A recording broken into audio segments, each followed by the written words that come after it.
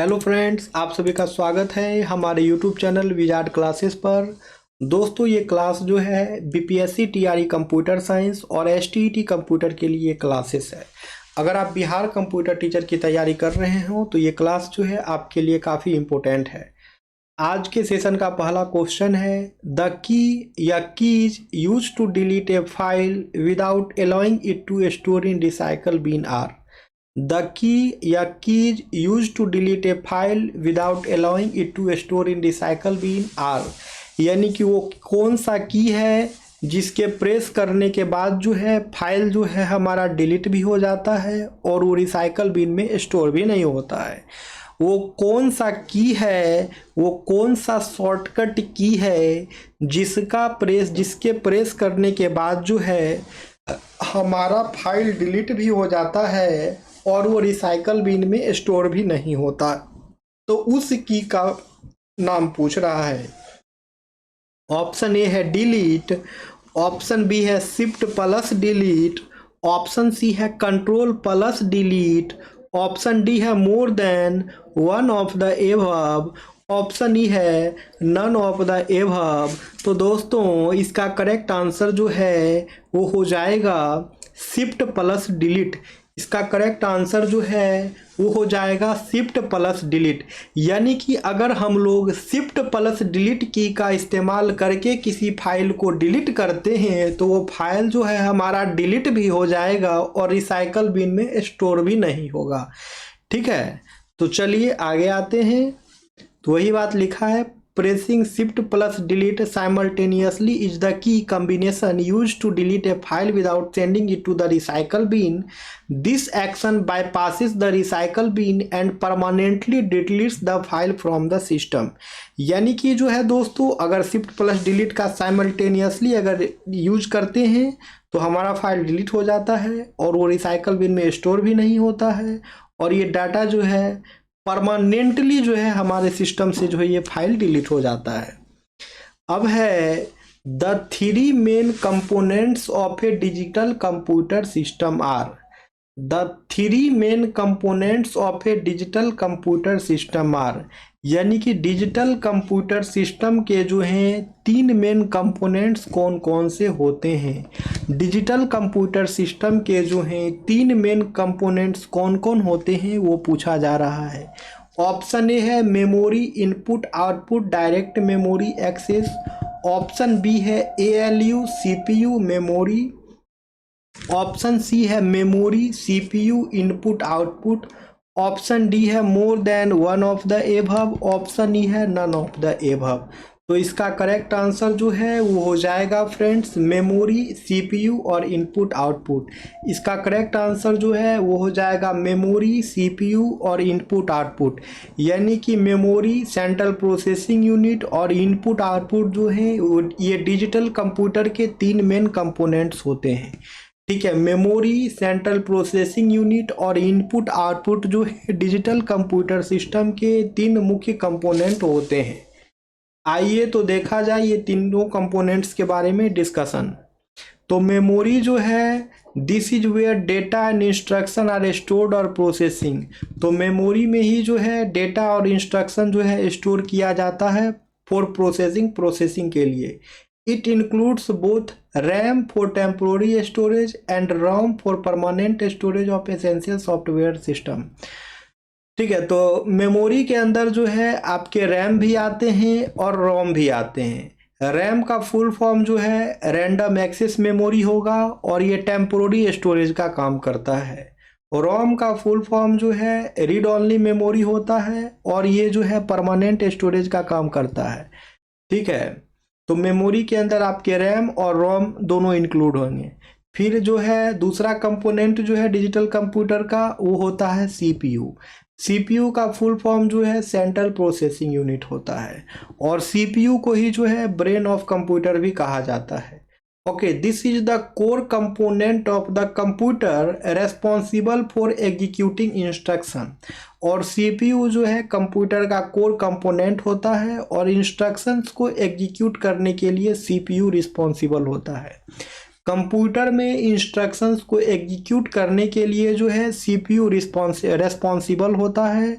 It performs arithmetic and logical operation, controls the flow of data and coordinates activity among other component।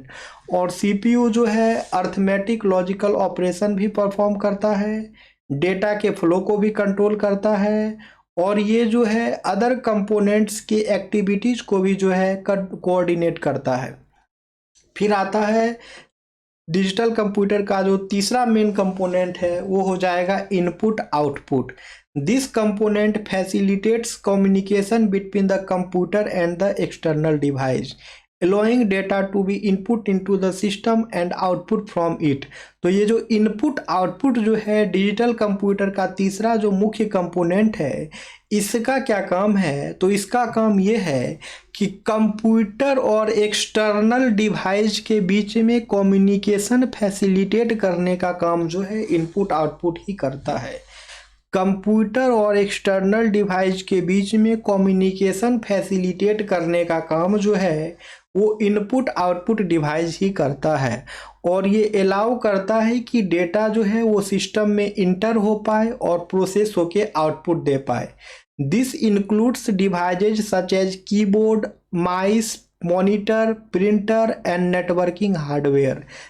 ठीक है, तो input output device के कुछ example हो जाएंगे, जैसे कि आपका कीबोर्ड हो गया, माउस हो गया, मॉनिटर हो गया, प्रिंटर हो गया, नेटवर्किंग हार्डवेयर हो गया।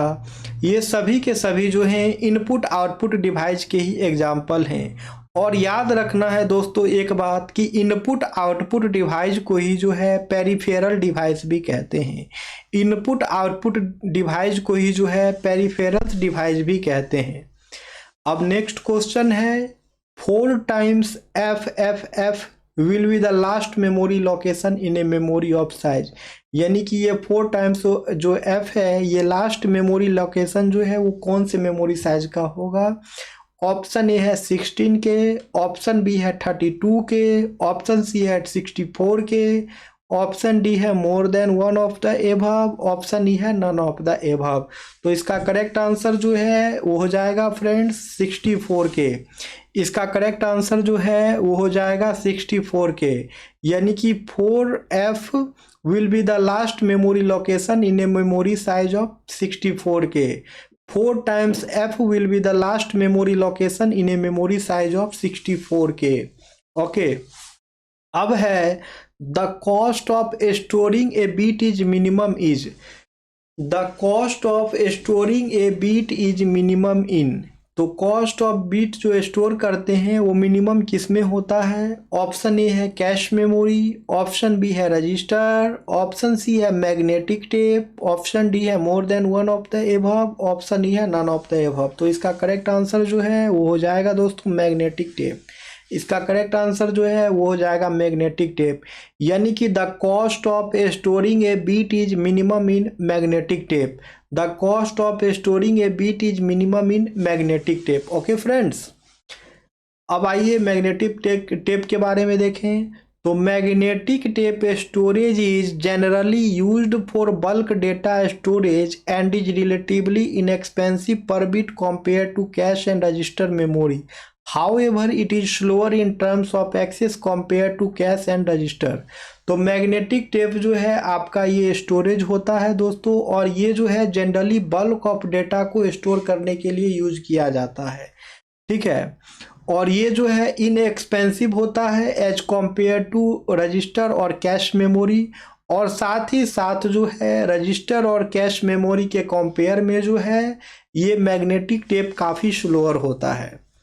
अब नेक्स्ट क्वेश्चन है which of the following system software resides always in main memory. Which of the following system software resides always in main memory.